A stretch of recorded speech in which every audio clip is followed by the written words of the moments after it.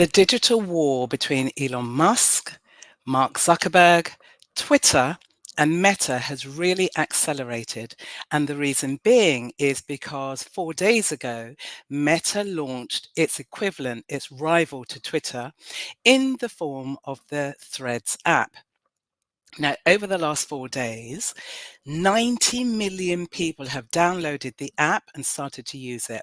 I was one of the 90 million that downloaded it, but I have now deactivated the app. In today's show, I'm going to give you an overview, just some insights around what Threads is about, whether it's very much different from Twitter, why there might be this tension between Elon Musk, Mark Zuckerberg, and the two companies. And should we, as citizens and users, really be concerned about this new social media app? And why is it that the European Union has placed an embargo on Meta in terms of it launching into the EU? Before I dive into any of that, if you're one of my regulars, welcome back. Great to see you here.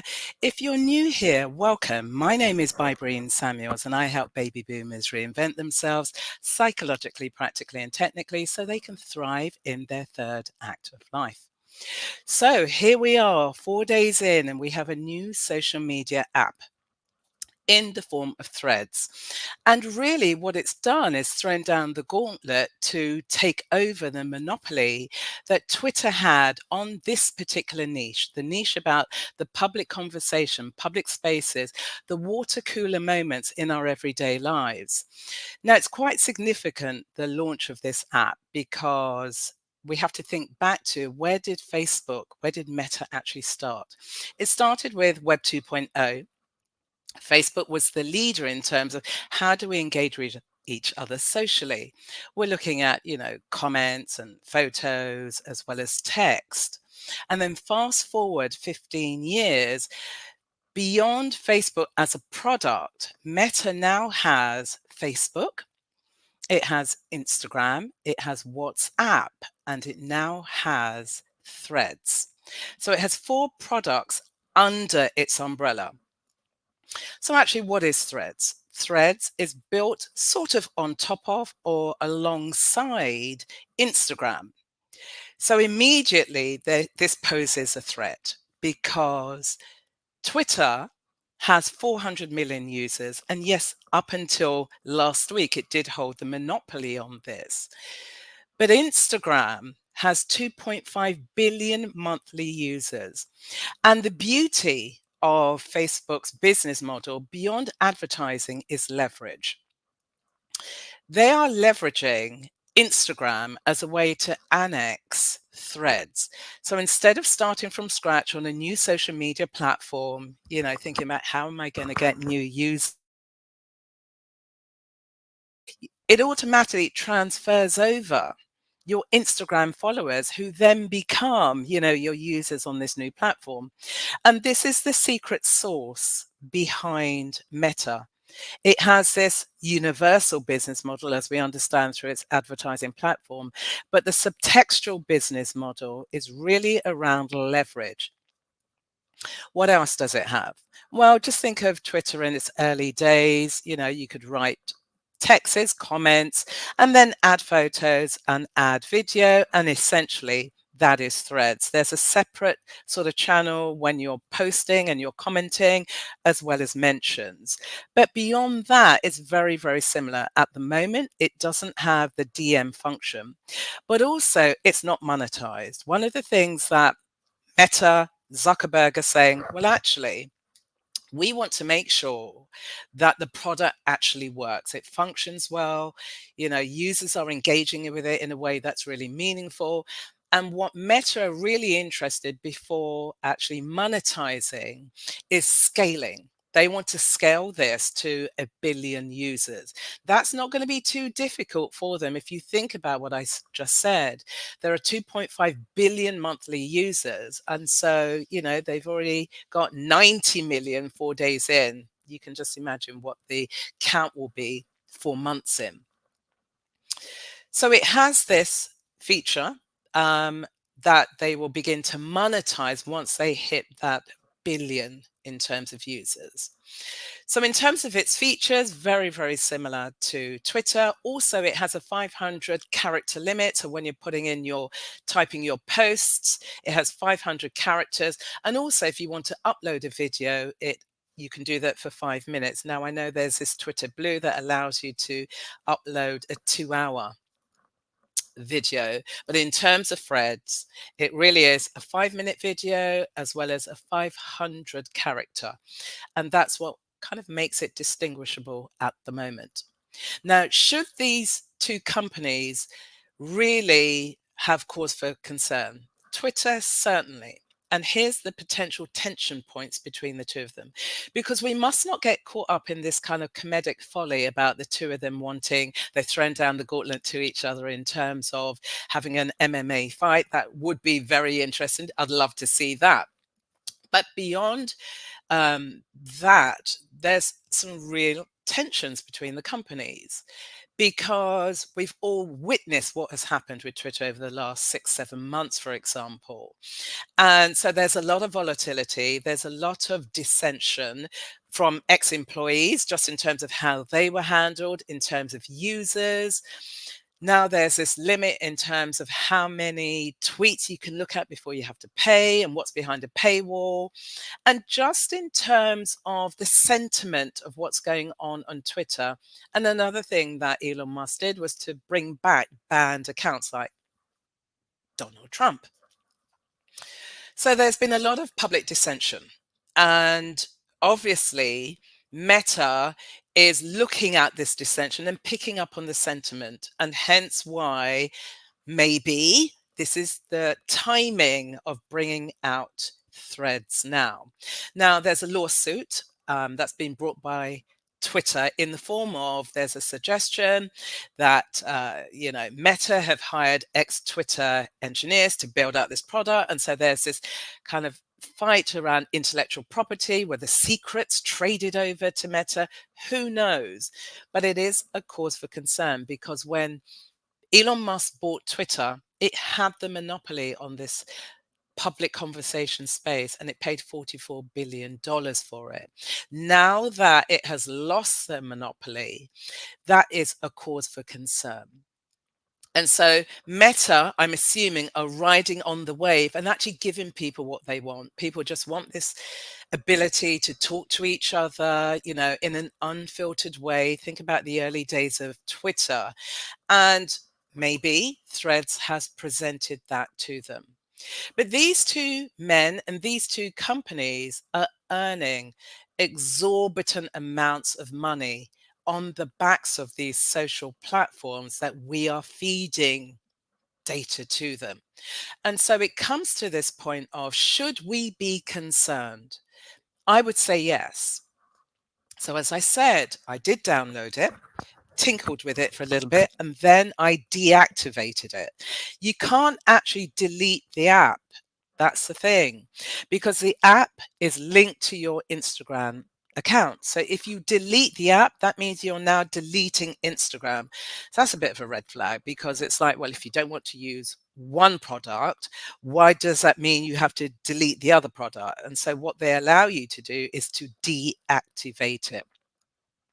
But there's cause for concern, because Threads actually accesses too much information from us. And what do we get in exchange? What they're offering us is another public space to talk to each other. Well, there are several public spaces already.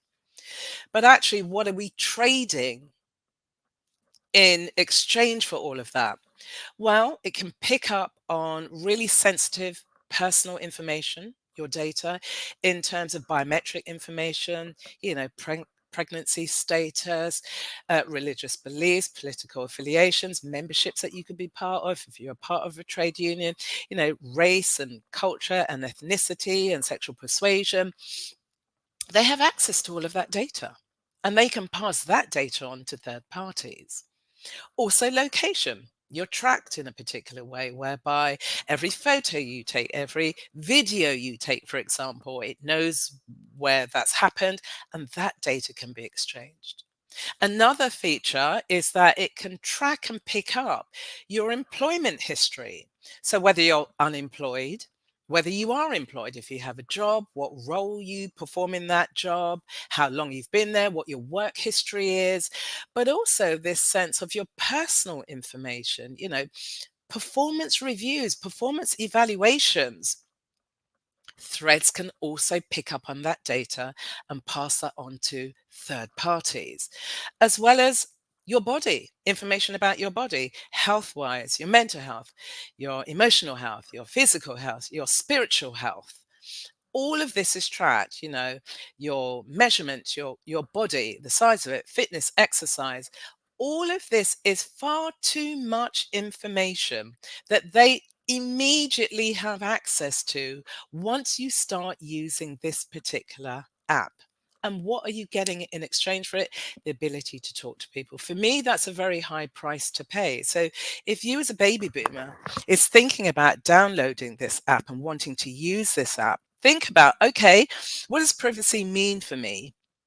And if I'm okay for a conglomerate like Meta to have access to all of this information, and in exchange for me to getting on their platform, I'm okay with it. But here's another thing that may be happening, because Meta, in the form of Threads, Facebook, Instagram, and WhatsApp, could actually be building the Swiss Army knife utility app, which is very similar to an app in China called WeChat.